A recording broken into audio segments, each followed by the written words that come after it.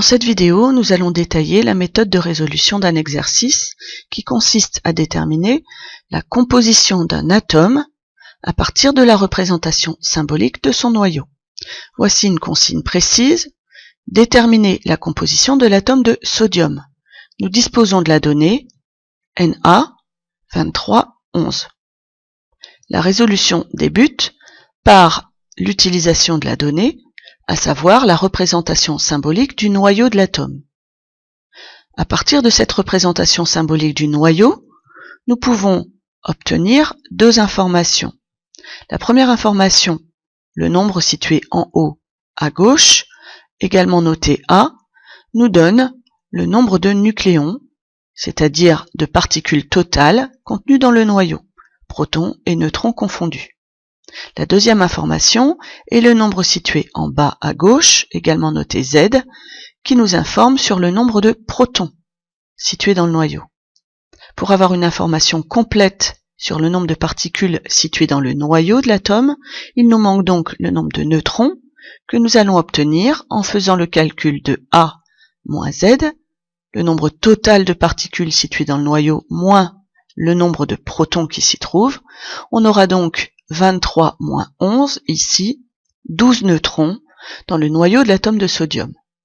La connaissance du nombre de particules situées dans le noyau ne suffit pas à déterminer la composition de l'atome, puisque nous savons qu'un atome est constitué d'un noyau, mais également d'électrons. L'information concernant les électrons va donc être obtenue dans la leçon, puisqu'elle n'est pas contenue dans la donnée de l'exercice. Nous savons que l'atome est électriquement neutre. Nous pouvons donc en déduire que le nombre de particules chargées positivement doit être identique au nombre de particules chargées négativement. Ici, les particules chargées positivement sont les protons, les particules chargées négativement sont les électrons. Il y aura donc autant de protons que d'électrons, ce qui nous donne ici 11 électrons. Nous pouvons conclure cette résolution en donnant la réponse à la question. L'atome de sodium est constitué de 11 protons, 12 neutrons et 11 électrons. Nous allons maintenant détailler la résolution d'un exercice qui consiste à déterminer la composition d'un ion à partir de la représentation symbolique de son noyau. Voici une consigne précise. Déterminer la composition de l'ion phosphure P3- à partir de la donnée P3115. La résolution va débuter par une réflexion sur la formule de l'ion. L'ion P3- est chargé négativement. Cela signifie que l'atome de phosphore a gagné 3 électrons pour former cet ion P3-. Nous cherchons à déterminer la composition de l'ion, c'est-à-dire la composition de son noyau et son nombre d'électrons. Nous savons que pour former un ion, un atome ne fait que gagner ou perdre des électrons, donc que son noyau n'est pas modifié. Pour déterminer la composition du noyau de l'ion phosphure, il suffit de déterminer la composition du noyau de l'atome de phosphore. Nous allons travailler donc à partir de la représentation symbolique du noyau de l'atome de phosphore P3115. Celle-ci nous indique par le nombre A le nombre de nucléons situés dans le noyau, ici 31, et par le nombre Z le nombre de protons situés dans le noyau, ici 15 protons.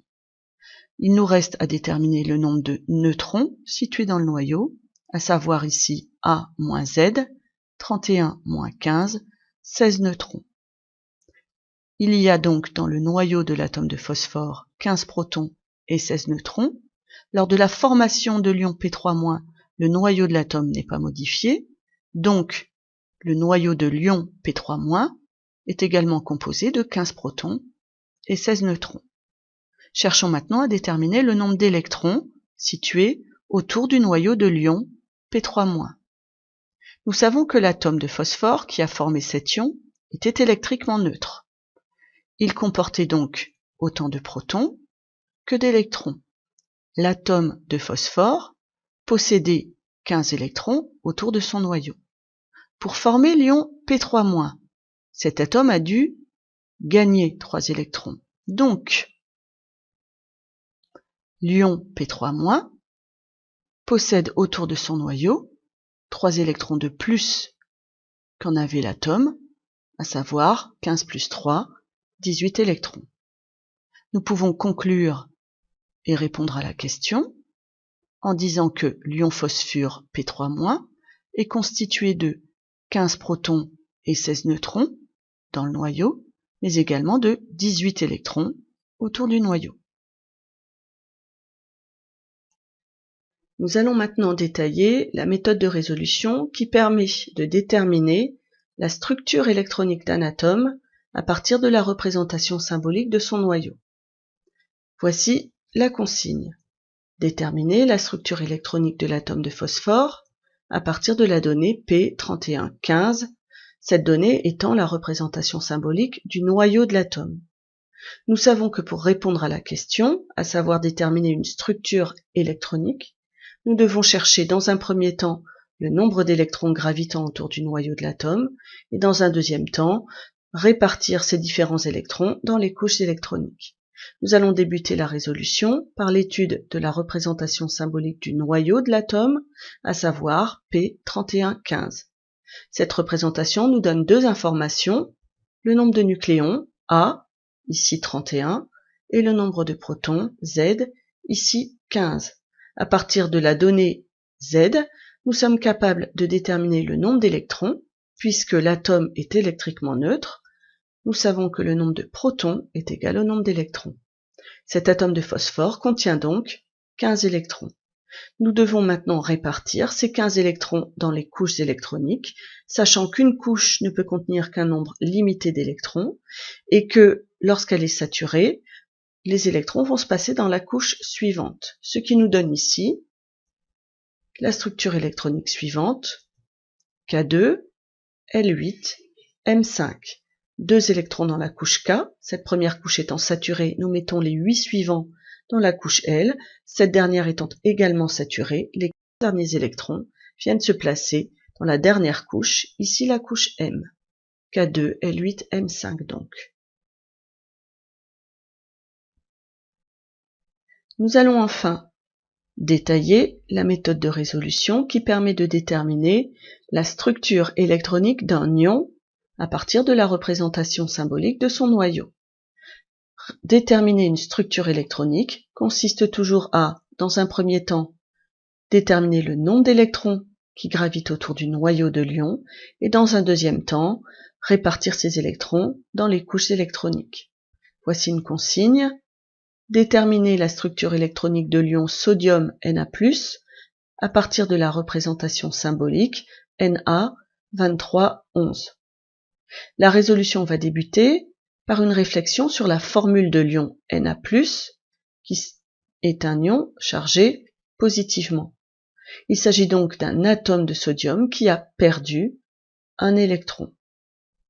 Raisonnons maintenant sur le nombre d'électrons qui gravitent autour du noyau de l'atome.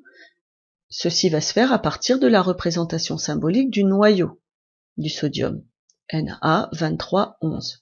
Cette représentation symbolique nous donne deux informations, A, le nombre de nucléons, ici 23, et Z, le nombre de protons, ici 11.